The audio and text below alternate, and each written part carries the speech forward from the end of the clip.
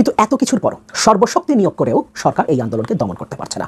সমন্বয়কদের মধ্যে এখনও যারা গ্রেফতার হননি বা যাদেরকে নিরাপত্তা দেবার নামে ডিবি তুলে নিয়ে যায়নি, তারা সংবাদ সম্মেলন করেছেন এবং 24 ঘন্টার আলটিমেটাম দিয়েছেন। পাশাপাশি তারা জানিয়েছেন আবারও বাংলা ব্লকেড কিংবা কমপ্লিট শাটডাউনের মতো কর্মসূচি আসতে যাচ্ছে। তারা অবশ্য আলটিমেটাম দিয়ে বলেছেন এর চেয়েও আরও কঠোর কর্মসূচিতে তারা যাবেন যদি আগামী 24 ঘন্টার মধ্যে তাদের দাবিগুলো মেনে নেওয়া না হয়। আমরা সরকারের পরিপত্রকে প্রত্যাখ্যান করতেছি। সকল অ্যারেস্ট হওয়া ভাইদেরকে, গুম হওয়া ভাইদেরকে আগামী 24 ঘন্টার মধ্যে মুক্তি দিতে হবে। আগামী 24 ঘন্টার মধ্যে মুক্তি দিতে হবে এবং যত মিথ্যা মামলা আছে, তত মিথ্যা নয় এবং নাম দিয়ে যত মিথ্যা মামলা আছে, সকল মিথ্যা মামলা প্রত্যাহার করতে হবে।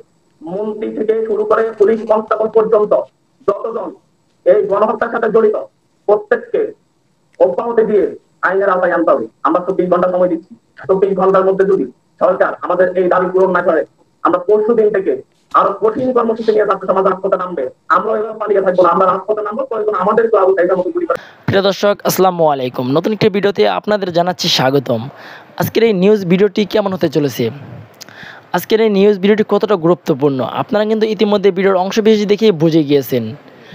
সেই সাথে সাথে জাহিরটা কি বলেছে সেই বিষয়গুলো আজকের এই ভিডিওতে আপনারা সম্পাদিত বিস্তারিতের মাধ্যমে দেখতে পারবেন। তার জন্য ভিডিওটি স্কিপ না করে সম্পূর্ণ দেখবেন। আশা করি আজকের এই ভিডিওটি দেখলে আপনারা সব কিছু বুঝতে পারবেন। সেহেতু আজকের এই ভিডিওটি বাংলাদেশের জন্য এবং আওয়ামী লীগ এবং বিএনপি ভাইদের জন্য কিন্তু খুবই গুরুত্বপূর্ণ হতে চলেছে বলে আমি মনে করছি। তার জন্য ভিডিওটি স্কিপ না করে সম্পূর্ণ দেখবেন। আশা করি সব কিছু আপনারা বুঝতে পারবেন। প্রিয় দর্শক বন্ধুরা, বেশি কথা বলবো না, সরাসরি আপনাদের বিস্তারিত ভিডিওতে নিয়ে যাব। বিস্তারিত ভিডিওটি দেখার আগে আপনাদের কাছে একটা রিকোয়েস্ট থাকবে, যারা এখন এই চ্যানেল সাবস্ক্রাইব করে রাখেননি, এই চ্যানেল সাবস্ক্রাইব করে দিয়ে পাশে থাকা বেল আইকনটি বাজিয়ে রাখুন। ইতিমধ্যে যারা সাবস্ক্রাইব করে দিয়েছেন সকলকে জানাচ্ছি অসংখ্য ধন্যবাদ। সম্মানিত দর্শক, এই ভিডিওতে একটি লাইক দিয়ে চলুন আমরা ধারাবাহিকভাবে সেই বিস্তারিত ভিডিওগুলো একের পর এক দেখে আসি। নিয়মিত দেখেন, তাদের মনে থাকবার কথা আন্দোলনের শুরুর দিকে আমি বেশ কয়েকটা ভিডিওতে একটা কথা বলবার চেষ্টা করেছি। 2024 সালের কোটা সংস্কার আন্দোলন 2018 সালের আন্দোলনের ক্ষিপ্রতাকেও ছাড়িয়ে যাবে এবং গত কিছুদিনের ঘটনা প্রবাহ সেটাই প্রমাণ করে। এই আন্দোলনকে সর্বশক্তি প্রয়োগ করেও সরকার কোনোভাবেই দমাতে পারছে না। এমনকি কিছু উদ্যোগ গ্রহণ করা হচ্ছে, হাস্যকর কিছু উদ্যোগ। যেমন গতকাল রাতে 3 জন সমন্বয়কে তুলে নিয়ে যাওয়া হয়েছে এবং বলা হচ্ছে তাদেরকে নিরাপত্তা দেওয়ার জন্য গোয়েন্দা সংস্থা তাদেরকে তুলে নিয়ে গেছে। যাদের ভয়ে তারা অনিরাপদ বোধ করছে তারাই তাদেরকে তুলে নিয়ে গেছে নিরাপত্তা দেওয়ার জন্য। এবং এর পক্ষে আবার স্বরাষ্ট্রমন্ত্রী কথা বলছেন। তিনি বলছেন নিরাপত্তা দেওয়ার জন্যই তাদেরকে তুলে নিয়ে যাওয়া হয়েছে এবং তাদেরকে জিজ্ঞাসাবাদ করা হচ্ছে কেন তারা অনিরাপদ বোধ করছেন, অথচ কেন তারা অনিরাপদ বোধ করছেন সেটা পাবলিক প্ল্যাটফর্মেই তারা জানিয়েছেন। তারা যখন হাসপাতালে ভর্তি ছিলেন, তারা যখন চিকিৎসা নিচ্ছিলেন, যেখান থেকে তাদেরকে তুলে নিয়ে যাওয়া হয়েছে ছাড়পত্র ছাড়াই, সেখানে গোয়েন্দা সংস্থার সদস্যরা ছিলেন, তাদেরকে কারোর সাথে কথা বলতে দেওয়া হচ্ছিল না, ইন্টারনেট কানেকশন বিচ্ছিন্ন করা হয়েছিল, এমনকি সাংবাদিকদের পর্যন্ত প্রবেশ করতে দেওয়া হচ্ছিল না, পরিবারের সদস্যদের পর্যন্ত তাদের সাথে দেখা করতে দেওয়া হচ্ছিল না এবং এই কারণে তারা ভীত ছিলেন। পাবলিক প্ল্যাটফর্মেই এই কথাগুলো পরিষ্কারভাবে জানিয়েছেন, অথচ স্বরাষ্ট্রমন্ত্রী পর্যন্ত এখন রীতিমতো মকারি করছেন। কিন্তু এত কিছুর পরও সর্বশক্তি নিয়োগ করেও সরকার এই আন্দোলনকে দমন করতে পারছে না। সমন্বয়কদের মধ্যে এখনও যারা গ্রেফতার হননি বা যাদেরকে নিরাপত্তা দেবার নামে ডিবি তুলে নিয়ে যায়নি, তারা সংবাদ সম্মেলন করেছেন এবং 24 ঘন্টার আলটিমেটাম দিয়েছেন। পাশাপাশি তারা জানিয়েছেন আবারও বাংলা ব্লকেড কিংবা কমপ্লিট শাটডাউনের মতো কর্মসূচি আসতে যাচ্ছে। তারা অবশ্য আলটিমেটাম দিয়ে বলেছেন এর চেয়েও আরও কঠোর কর্মসূচিতে তারা যাবেন যদি আগামী 24 ঘন্টার মধ্যে তাদের দাবিগুলো মেনে নেওয়া না হয়। এবং এই 3টি দাবির মধ্যেও এমন কিছু দাবি আছে যা সরকারের পক্ষে মানা সম্ভব না, এমন ধারণা আমরা স্বরাষ্ট্রমন্ত্রীর কাছ থেকে আগিয়ে পেয়েছি। 3 দফা দাবি, 24 ঘন্টার আলটিমেটাম এবং আগামী সোমবার থেকে বাংলা ব্লকেট বা কমপ্লিট শাটডাউন কিংবা এর চেয়েও আরও বৃহত্তর আন্দোলনের যে ঘোষণা শিক্ষার্থীরা দিয়েছে সেই অংশটুকু আমরা খুব দ্রুত দেখে ফেলি। সংবাদ সম্মেলনে আব্দুল হান্নান মাসুদ বলেন, শিক্ষার্থীদের রাজনৈতিক পরিচয় দিয়ে গণহত্যা চালাচ্ছে সরকার। এখন পর্যন্ত ঘটে যাওয়া সব ঘটনার দায় সরকারকেই নিতে হবে। চলমান গণহত্যার ঘটনায় আন্তর্জাতিকভাবে তদন্তের দাবি জানাই। তিনি বলেন, এখন পর্যন্ত ঘটে যাওয়া নির্মমভাবে হত্যাকাণ্ডের ঘটনাগুলো দেশি বিদেশি মিডিয়ায় প্রকাশ পাওয়ার পরও প্রধানমন্ত্রী মিথ্যাচার করছেন। আমরা প্রধানমন্ত্রীর বক্তব্য ঘৃণা ভরে প্রত্যাখ্যান করছি। এই জায়গাটা আমি আরেকবার পড়ি। তিনি বলেন, এখন পর্যন্ত ঘটে যাওয়া নির্মমভাবে হত্যাকাণ্ডের ঘটনাগুলো দেশি বিদেশি মিডিয়ায় প্রকাশ পাওয়ার পরও প্রধানমন্ত্রী মিথ্যাচার করছেন। আমরা প্রধানমন্ত্রীর বক্তব্য ঘৃণা ভরে প্রত্যাখ্যান করছি। কোটা সংস্কারের জন্য অতি দ্রুত শিক্ষার্থীদের সমন্বয় স্বাধীন কমিশন করে এর সুপারিশ অনুযায়ী সংসদে আইন প্রণয়ন সহ 3টি দাবি পূরণের সরকারকে 24 ঘন্টার আলটিমেটাম দিয়েছে বৈষম্য বিরোধী ছাত্র আন্দোলন। এসব বিষয়ে পদক্ষেপ না নিলে সোমবার থেকে বাংলা ব্লকেডের চেয়েও বড় কর্মসূচি নিয়ে রাজপথে নামার হুঁশিয়ারি দিয়েছে সংগঠনটির নেতারা। শনিবার রাত 8টার দিকে ভার্চুয়াল সংবাদ সম্মেলনে আন্দোলনের সমন্বয়ক আব্দুল হান্নান মাসুদ এ ঘোষণা দেন। এ সময় আরেক সমন্বয়ক মাহিন সরকার এবং সহ সমন্বয়ক রশিদুল ইসলাম রিফাত অর্থাৎ রিফাত রশিদ উপস্থিত ছিলেন। যে 3 দাবিতে আলটিমেটাম এখানে বলছে, সংবাদ সম্মেলনে বৈষম্য বিরোধী ছাত্র আন্দোলনের কয়েকজন সমন্বয়ক জানান, পুলিশের ধরপাকড় সহ নানা কারণে সব সমন্বয়কদের সাথে তারা যোগাযোগ করতে পারছেন না, যে কারণে সমন্বিতভাবে তারা কোনো কর্মসূচি ঘোষণা করতে পারছেন না।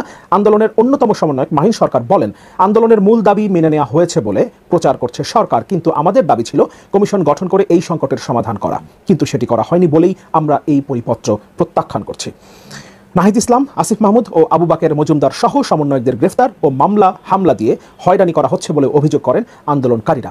এই 3 জনের সাথে এখন যুক্ত হয়েছে সার্জিস আলম এবং হাসনাত আবদুল্লাহ। সংবাদ সম্মেলনে সমন্বয়ক আব্দুল হান্নান মাসুদ বলেন, কোটা সংস্কার আন্দোলন ঘিরে সমন্বয়কদের বিরুদ্ধে মামলা হয়েছে, এখন পর্যন্ত 3000-এর বেশি শিক্ষার্থীকে আটক করা হয়েছে। মিস্টার মাসুদ বলেন, রোববারের মধ্যে সমন্বয়ক নাহিদ ইসলাম, আসিফ মাহমুদ সহ আটক সকল শিক্ষার্থীদের মুক্তি, মামলা প্রত্যাহার ও শিক্ষার্থী গণহত্যার সাথে জড়িত মন্ত্রী পর্যায় থেকে কনস্টেবল পর্যন্ত সকল দোষীদের বিরুদ্ধে ব্যবস্থা নিতে হবে। তিনি জানান, আগামী 24 ঘন্টার মধ্যে এই 3 দফা দাবি মানা না হলে আগামী পরশুদিন থেকে অর্থাৎ সোমবার থেকে বৈষম্য বিরোধী ছাত্র আন্দোলন আরও কঠিন কর্মসূচি নিতে বাধ্য হবে এবং সেই কর্মসূচি হবে বাংলা ব্লকেজ কিংবা কমপ্লিট শাটডাউনের চেয়েও বৃহত্তর কোনো কর্মসূচি, এমনটাই ধারণা দিয়েছেন শিক্ষার্থীরা। তার মানে এই আন্দোলনকে কোনোভাবেই সরকার দমন করতে পারছে না। 5 জন সমন্বয়ককে তুলে নিয়ে যাওয়া হয়েছে। এখন শিক্ষার্থীদের পক্ষ থেকে আরও 3 জন সমন্বয়ক সামনে এসেছেন এবং তারা দায়িত্ব নিয়ে পরবর্তী কর্মসূচি ঘোষণা করেছেন, 3 দফা দাবি জানিয়েছেন সরকারের কাছে এবং 24 ঘন্টার আলটিমেটাম দিয়েছেন। সোমবার থেকে শিক্ষার্থীরা যদি আবারও রাজপথে আন্দোলনে নামে, হয়তো শুরুতেই আমরা যে পর্যায়ে এই আন্দোলনটা পৌঁছেছিল সেই পর্যায়টা দেখতে পাবো না, কারণ একটা আন্দোলন গড়ে উঠতে সময় লাগে। কিন্তু এই আন্দোলন যে শেষ হয়ে যায়নি, সরকার যে এটাকে দমন করতে পারেনি এবং কোনো ধরনের নিয়ন্ত্রণ প্রতিষ্ঠা করতে পারেনি, সেটার প্রমাণ এই সংবাদ সম্মেলন, শিক্ষার্থীদের 24 ঘন্টার আলটিমেটাম এবং পরবর্তী কর্মসূচি ঘোষণা দেবার তাদের যে দৃঢ়তা, এটা প্রমাণ করে সরকারের ব্যর্থতা। এবং সরকার যে কতটা ব্যর্থ হয়েছে তার আরেকটা বড় প্রমাণ, সরাসরি প্রধানমন্ত্রীর বক্তব্য ঘৃণা ভরে তারা প্রত্যাখ্যান করছে এবং প্রধানমন্ত্রী মিথ্যাচার করছেন এই কথা তারা বলার সাহস দেখাচ্ছে। কোটা সংস্কার আন্দোলনে সহিংসতাকে কেন্দ্র করে দেশজুড়ে ব্যাপক ধরপাকড় করছে আইনশৃঙ্খলা বাহিনী। ইতিমধ্যে দেশজুড়ে প্রায় 500-র মতো মামলা হয়েছে, যাতে আসামির সংখ্যা 6000-এর বেশি। আটকদের মধ্যে বিভিন্ন রাজনৈতিক দলের নেতাকর্মীও রয়েছে। যাদেরকে আটক করা হয়েছে তাদের নির্যাতন করা হয়েছে বলে অভিযোগ করেছে পরিবারগুলো। এদিকে সামাজিক মাধ্যমে ছড়িয়ে পড়া এক ভিডিওতে দেখা যায় আটক ভিপি নূর খুঁড়িয়ে খুঁড়িয়ে হাঁটছেন। পরিবারের অভিযোগ, তাকেও নির্যাতন করা হয়েছে। 20 জুলাইয়ের শুরুর দিকটা, ওটা হচ্ছে রাত আনুমানিক 3:20 থেকে 4:45-টার মধ্যে। তো ওকে যখন নিয়ে যায়, মানে আমরা ঘুমানো ছিলাম, ধরে মানে ট্রেনের হিস্ট্রি মানে নিচে নামায় নিছে, কিন্তু 24 ঘন্টা তো দূরের কথা, 39 ঘন্টা পার হওয়ার পরে 40 ঘন্টার মতো তারপরে তাকে কোর্টে উঠানো হয় 21 তারিখ রাত 8টার সময়। ওই যে নিখোঁজ থাকা অবস্থায় ওর উপরে যে এতটা অত্যাচার করা হয়েছিল অমানবিক, যেটা ও মহামান্য আদালতকে নিজেই দেখাইছিলেন নাকি টি শার্ট খুলে। এদিকে বৈষম্য বিরোধী ছাত্র আন্দোলনের 3 নেতাকে হাসপাতাল থেকে তুলে নিয়ে গেছে ডিবি। এর আগেও ডিবি তুলে নিয়ে নির্যাতন করেছে বলে অভিযোগ করেছিলেন বৈষম্য বিরোধী ছাত্র আন্দোলনের নেতারা। একটা পর্যায়ে হচ্ছে তারা আমাকে physically and mentally torture assault করা শুরু করে। কোটা সংস্কার আন্দোলনে সহিংসতায় আহতদের দেখতে হাসপাতালে গেছেন বাংলাদেশের প্রধানমন্ত্রী শেখ হাসিনা। এরপর তিনি ক্ষতিগ্রস্ত সেতু ভবন দেখতে যান।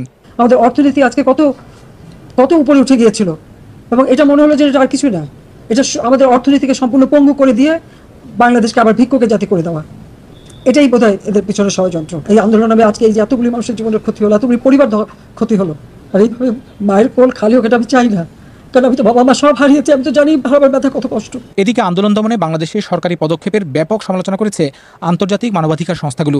আন্দোলনে সহিংসতায় প্রাণহানি ও আইনশৃঙ্খলা বাহিনীর ভূমিকা নিয়ে সুষ্ঠু তদন্তের দাবি জানিয়েছে জাতিসংঘ। Today, I'm calling on the Bangladesh government urgently to disclose full details about last week's crackdown on protests amid growing accounts of horrific violence. I call on the government to conduct an impartial, independent and transparent investigation into চলমান আন্দোলনে গতকাল এক অদ্ভুত নাটকীয়তা তৈরি হয়।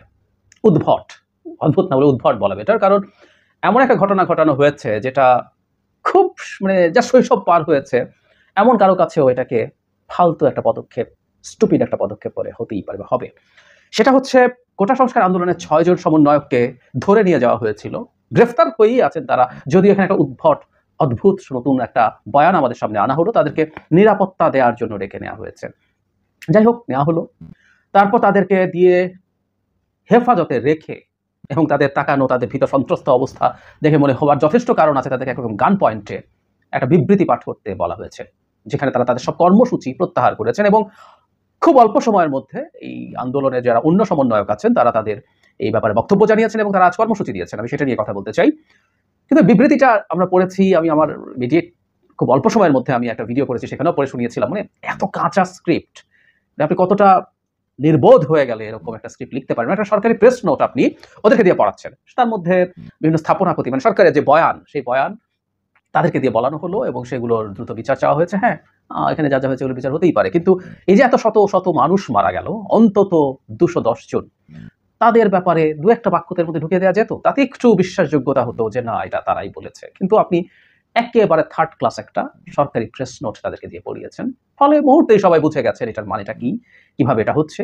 খুব সামান্য কাণ্ড জ্ঞান লাগে। আমি গত ভিডিওতে বলেছিলাম যে আপনি এই সাহসও করতে পারেন নাই যে এই 6 জনকে বাইরে ছেড়ে দিয়ে বলবেন তোমরা একটা সংবাদ সম্মেলন করে এটা করো। তার মানে তারা জানেন যে ওখানে গিয়ে তারা এটা করবেন না, কিন্তু নিজের কাস্টাডিতে রেখে এটা করানো আরো বেশি, মানে এই ঘোষণা দেওয়ার না যদি না দিত, তার থেকে এভাবে দেওয়ানোটা আরো অনেক বেশি খারাপ হলো। আমরা একটা টার্ম ব্যবহার করি কথ্যভাবে, সেটা হচ্ছে লেজে গোবরে করে ফেলা। সরকার সবকিছু লেজে গোবরে করে ফেলছে। আমি বলেছি এরকম সরকার যদি সবকিছু লেজে গোবরে করে, আমাদের ক্ষেত্রে সেটা নিশ্চিতভাবে আনন্দ দেয়। যাই হোক, পরবর্তীতে আমি দেখলাম যে অন্যান্য সমন্বয়ক যারা আছেন তারা, আমি আগেও ওদের একটা স্ট্যাটাস দেখেছি যে কেউ গ্রেফতার হলে অন্যরা দায়িত্ব নিতে চলে আসবে। আমি ওই ঘটনার পর অন্তত 2-3 জন কোঅর্ডিনেটর তারা কথা বলেছেন, তাদের ভিডিও দেখলাম, খুব ভালো লেগেছে। সাহসের সাথে কথা বলছেন। একজনকে তো দেখলাম খুব স্মাইলিং ফেসে কথা বলছেন, তার কন্টেন্টের মধ্যে আছে যে তার ভীতি আছে, তিনি আসলেও যে কোনো সময় ধরা পড়তে পারেন, বোঝাই যায় কোনো একটা গোপন জায়গা থেকে কথা বলছেন, কিন্তু হাসছেন। আমার সাথে সাথে মনে পড়লো স্মৃতিতে নজরুলের বিদ্রোহী কবিতার ওই বাক্যটা, মোটামুটি এরকম যতদূর মনে পড়ে, হুবহু না হলেও, আমি জাহান্নামের আগুনে বসিয়া হাসি পুষ্পের হাসি। তাই দেখলাম।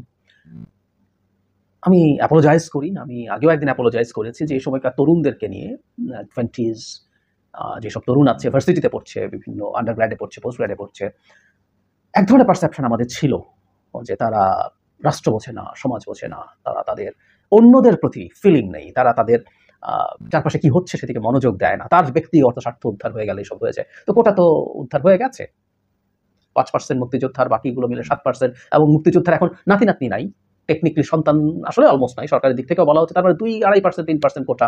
কিন্তু না, তারা তাদের আশপাশের এই যে ম্যাসাকার হলো, এই যে বিভৎসতা হলো, তার দাবি থেকে, তার বিচারের দাবি থেকে সরে আসেনি। যাদের নেতৃত্বে এগুলো ঘটলো, তারা তাদেরও অপসারণ চাইছে।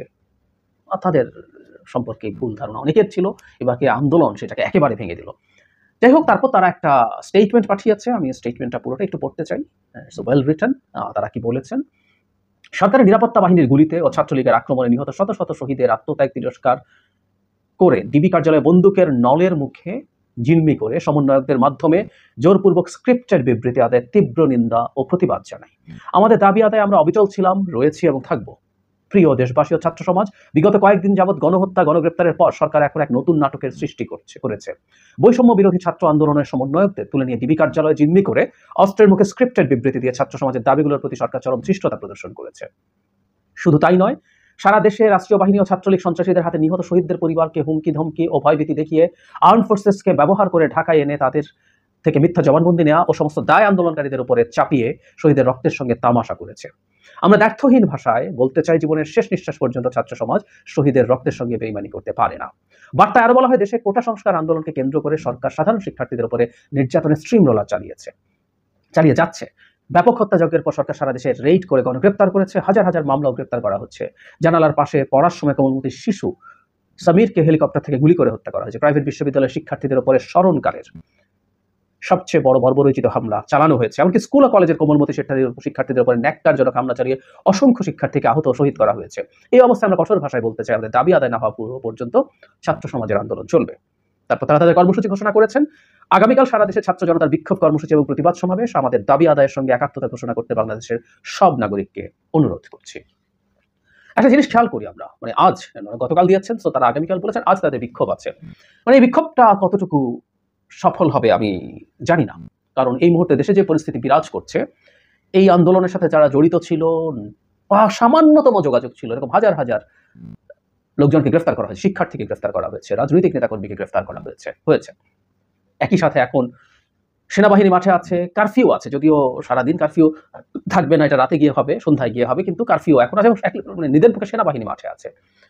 তো এই পরিস্থিতিতে কি হবে সেটা বলা খুব সহজ না, কিন্তু আমি একটা জিনিস বলতে চাই, এটা খুব ইম্পর্টেন্ট, যে আজ যদি ধরে নেই যে বিক্ষোভটা খুব জোরালো হলো না, তাতেও কি হবে আসলে।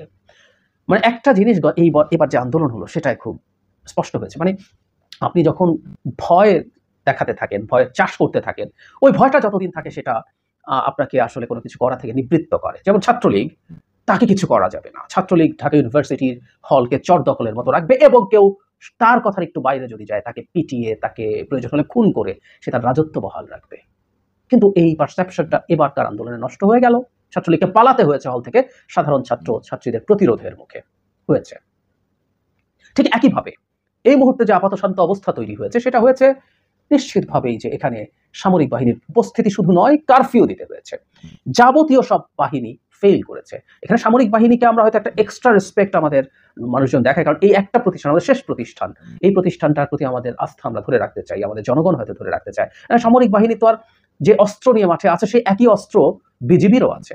সামরিক বাহিনীর এপিসি গুলো, আর্মার্ড পার্সোনাল ক্যারিয়ার গুলো একটু ভিন্ন ডিজাইনের। এপিসি এখন পুলিশেরও আছে, মিলিটারিরও আছে। আর এপিসির বা প্রয়োজন কি?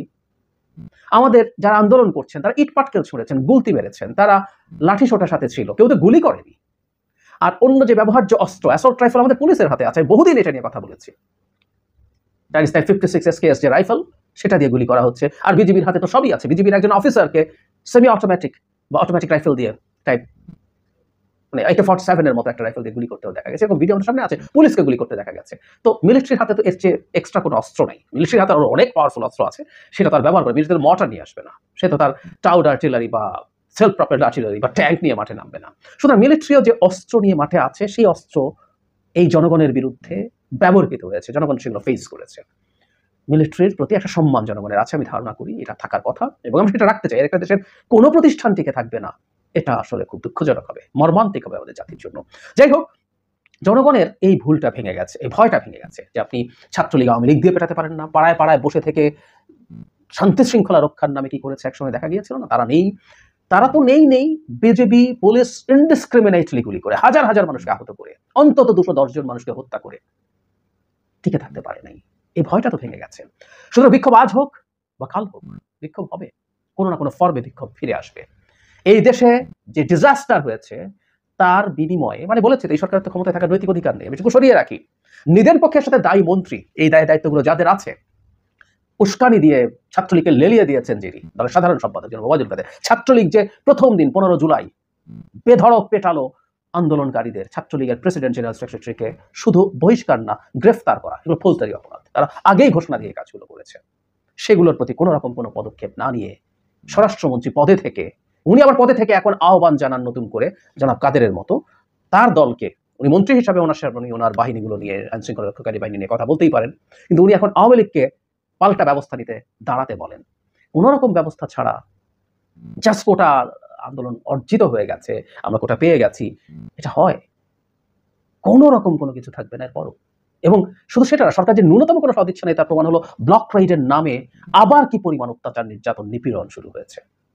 এর মধ্যে থেকে সরকার এক্সপেক্ট করে কোটার তো সুরাহা হয়ে গেছে, তোমরা সবাই ঘরে ফিরে যাও। হাস্যকর। আজ হোক কাল হোক, এই ইস্যুতে হোক অন্য ইস্যুতে হোক, এই সরকার তুমুল বিক্ষোভের মধ্যে থাকবে। জনগণের ভয় ভেঙে গেছে। প্রিয় দেশবাসী, শুরু থেকে শেষ পর্যন্ত যারা এই ভিডিওটি দেখেছেন সকলকে জানাই অসংখ্য অসংখ্য ধন্যবাদ। যারা এরকম নিউজ ভিডিওতে পেতে পছন্দ করেন তারা অবশ্যই এই চ্যানেলটি সাবস্ক্রাইব করে পাশে থাকা বেল আইকনটি বাজিয়ে দিবেন। যারা এখনও এই ভিডিওটি শেয়ার করেননি, এই ভিডিওটি দ্রুত শেয়ার করে সকলকে দেখার সুযোগ করে দিন। আজকের মতন এই পর্যন্ত, দেখা হচ্ছে পরবর্তী কোনো ভিডিও নিয়ে ইনশাল্লাহ।